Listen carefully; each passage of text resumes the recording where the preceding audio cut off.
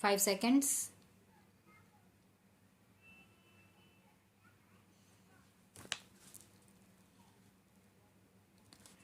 Mr. Deputy Speaker, sir, the recommendation on certain observations of the board with regard to the policy on children of our country is, really speaking, a very good outcome and a very good exercise. I have patiently heard the views on the policy as they were expressed by our Honorable Deputy Minister on the last day of the previous session. I also congratulated him for his attitude towards the children. But I would like to point out a few things on this national policy on children which is followed in other countries as well as in India. In India, perhaps it is a known fact both from the point of view of religion and that of ancient thinking that the child is treated as God. Usually, it is a common phenomenon both in the villages and in the cities.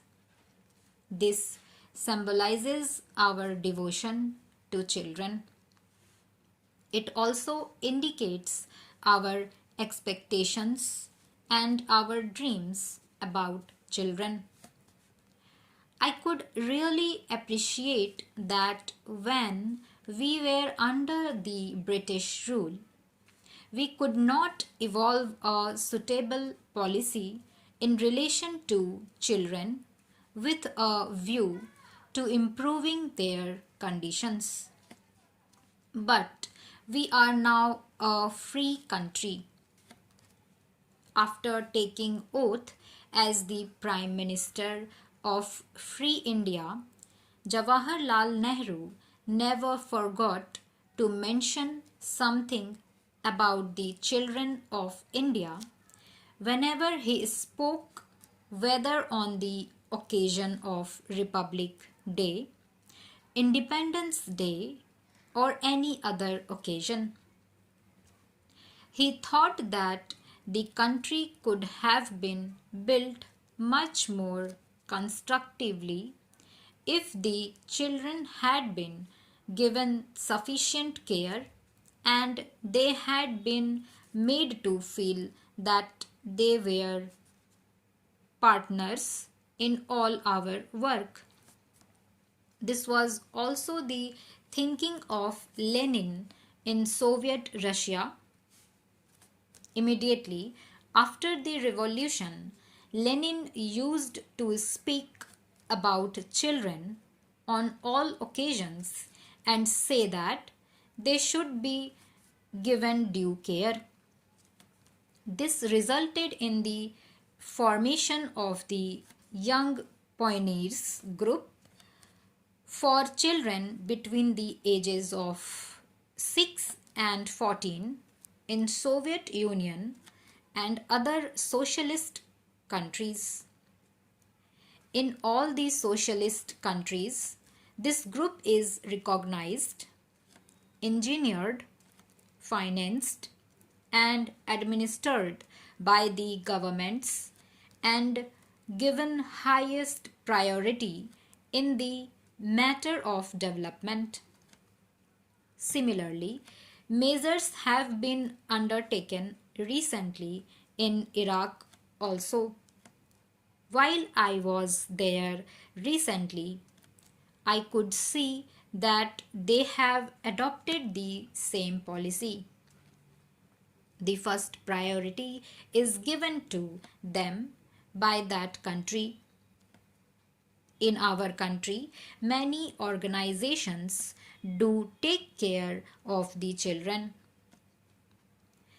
Voluntary organizations and the state governments do provide them with many facilities. The recommendations are very nice. If we read them, they appear to be much more constructive than even the Young Pioneer Group's programs in the Soviet Union. But in actual practice, nothing has been done because of lack of funds. If everybody receiving a salary or paying income tax, wealth tax, gift tax, or vehicle tax is requested to participate in the endeavor to raise resources for children, nobody will object. If the general masses pay 5 paise per individual per year, we can have a very sizable budget and a very constructive and comprehensive policy both at the center and in the states. When a child grows into a young man, he talks of sports and games. Look at the budget allocation for sports and games, which would help the development of the mental and physical potential of the young of our country. It is a small amount in comparison to what they spend in Middle Eastern countries. In a country having 100 crores of people, that is the second large population in the world, children and youth are not given any financial expenditure support by the government. There is no compulsory item of expenditure for the promotion of the moral and cultural agents of the children in the national sphere. This work has to depend on some social organizations. I do not object to the participation of voluntary organizations, but I do feel that when a country proclaims itself to be a socialist country or a country on its march towards socialism, the looking after the youth and children should be the basic pillar of the policy of the country. What is the position in our country? The children are badly neglected. They do not know even their own parents. In the words of Jawaharlal Nehru, when a child is born in this country, it should consider the country as its mother, and the country should consider the children as their own. Do our children think of our country in that way now? Today, the looking after of children is done by the father of a church because they feel that is the way to serve God. Sometimes we give them prizes or we recommend their names to the United Nations organization or other authorities for the award of Nobel or some other prize.